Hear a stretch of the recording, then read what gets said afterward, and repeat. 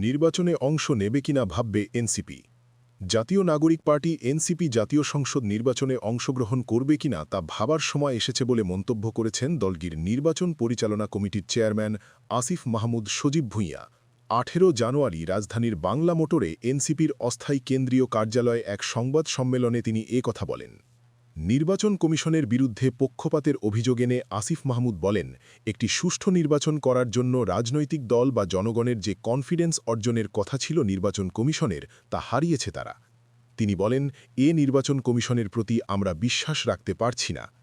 নির্বাচনে আমরা অংশ নেব কিনা তা আমরা এখনও বিবেচনা করতে পারছি না। আসিফ মাহমুদ অভিযোগ করেন, দ্বৈত নাগরিকত্ব, ঋণ খেলাপি বা ঋণ খেলাপির গ্যারান্টারদের অনেককে ছাড় দেওয়া হয়েছে বলে আমরা বিভিন্ন মাধ্যমে খবর পেয়েছি।